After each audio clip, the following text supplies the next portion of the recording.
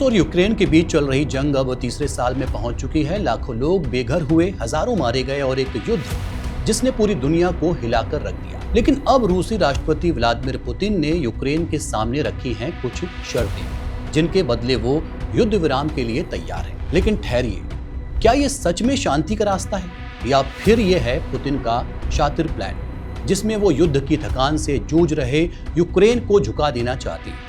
आज की इस रिपोर्ट में हम सिर्फ शर्तें नहीं गिनाएंगे, हम आपको दिखाएंगे कि इनके पीछे की चाल क्या है और क्यों यूक्रेन, अमेरिका और यूरोप इन मांगों को लेकर बुरी तरह बंट गए हैं। तो चलिए शुरुआत करते हैं पुतिन की शर्तों की असली कहानी से। अमेरिकी राष्ट्रपति डोनाल्ड ट्रंप से मुलाकात के बाद रूसी राष्ट्रपति पुतिन ने सीज फायर के लिए यूक्रेन के सामने कुछ शर्तें रखी। पुतिन की पहली शर्त है कि यूक्रेन डोनबास और लुहांस्क से पूरी तरह से पीछे हट जाए।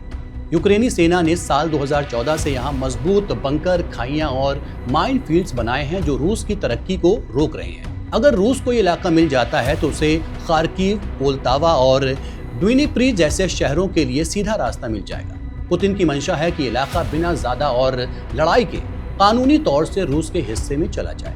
इससे वो एक राजनीतिक जीत हासिल करेंगे और अपने देश से कह सकेंगे कि हमने रूसियों की रक्षा की। दरअसल असलियत यह है कि यह शर्त शांति की नहीं बल्कि जीत की वैधता की मांग है। दूसरी शर्त है दक्षिण मोर्चा फ्रीज कर दो। पुतिन की इस शर्त का मतलब है कि उसने यूक्रेन के जिन हिस्सों पर कब्जा किया है उसे वो पक्का करे। रूस चाहता है कि खेरसोन और जापोरिजिया जैसे दक्षिणी इलाकों में युद्ध विराम लागू किया जाए, मतलब रूस और आगे ना बढ़े, लेकिन जो कब्जा कर चुका है वो स्थायी हो जाए।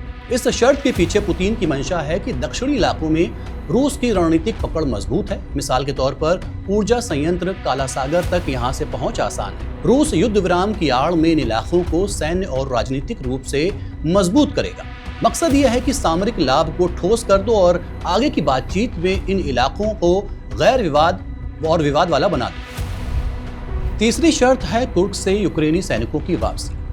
पुतिन आरोप लगाते हैं कि यूक्रेनी सेना रूस के कुर्स्क इलाके में घुसपैठ कर रही है। इस शर्त को रखकर रूस खुद को विक्टिम के तौर पर पेश करना चाहता है। वो अंतर्राष्ट्रीय मंच पर कह सकता है कि रूस सिर्फ जवाबी कार्रवाई कर रहा है। ये नैरेटिव उसे नैतिक बढ़त दिला सकता है। असल में शर्त युद्ध विराम से पहले एक प्रेस्टीज मैसेज है कि हमारी सीमाएं पाक साफ है। चौथी शर्त है यूक्रेनी बच्चों और बंदियों की वापसी।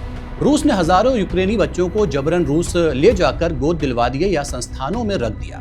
अब पुतिन कह रहे हैं कि वो बच्चों और बंदियों की वापसी पर तैयार हैं, बशर्ते डील हो। इसके पीछे पुतिन की मंशा खुद को इंसानियत दिखाने वाला नेता पेश करना है, साथ ही बच्चों के नाम पर इंसानियत को हथियार बनाना और बदले में पश्चिमी देशों से राजनीतिक या आर्थिक रियायतें लेना एक बड़ा मकसद है। असल में इस शर्त के जरिए पुतिन भावनात्मक दबाव बनाकर कूटनीतिक फायदे बटोरना चाहते हैं। पांचवी शर्त है नाटो से दूर रहे यूक्रेन।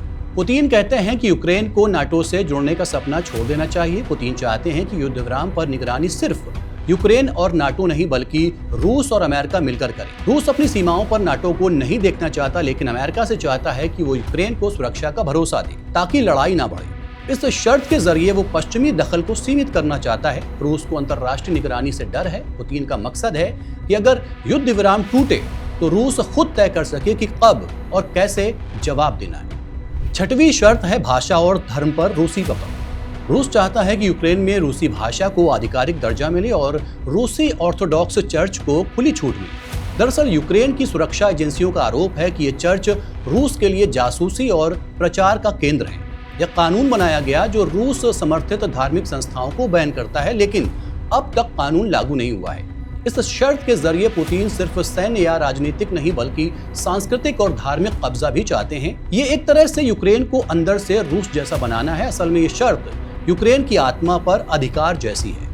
दरअसल ये शर्तें पुतिन की शांति नहीं बल्कि सत्ता की योजना ज्यादा लगती हैं। इन सभी शर्तों को मिलाकर अगर देखें तो एक बात साफ है कि ये कोई सीज फायर डील नहीं है, ये एक रणनीतिक दस्तावेज है जिसका मकसद है रूस की मौजूदा ताकत को स्थायी बनाना और भविष्य में उसकी पकड़ और बढ़ाना।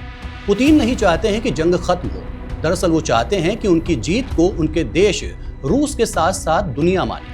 यूक्रेन मजबूरी में झुके और रूस एक बार फिर सोवियत शैली के असर वाला इलाका बना ले। हालांकि यूक्रेन के राष्ट्रपति व्लादिमीर ज़ेलेंस्की अमेरिका में डोनाल्ड ट्रंप से मुलाकात करने वाले हैं। उन्होंने पहले ही इशारा कर दिया है कि हम अपनी जमीन नहीं छोड़ सकते। वहीं ट्रंप ने मीटिंग से पहले उन पर दबाव बनाते हुए कहा है कि यूक्रेन के राष्ट्रपति ज़ेलेंस्की अगर चाहें तो रूस के साथ युद्ध को खत्म कर सकते हैं या फिर वो लड़ाई जारी रख सकते हैं। हालांकि इस मामले में अमेरिका का रुख अब थोड़ा बदल रहा है, खास तौर से ट्रंप की भूमिका के चलते। लेकिन यूरोपीय देश साफ हैं, शांति जरूरी है लेकिन जमीन के बदले नहीं। अब देखना यह होगा कि यूक्रेन के राष्ट्रपति इन शर्तों को मानते हैं या फिर पुतिन एक बार फिर अपनी रणनीति में कामयाब हो जाएंगे। फिलहाल के लिए इतना ही। देखते रहिए one India. Subscribe to One India and never miss an update. Download the One India app now.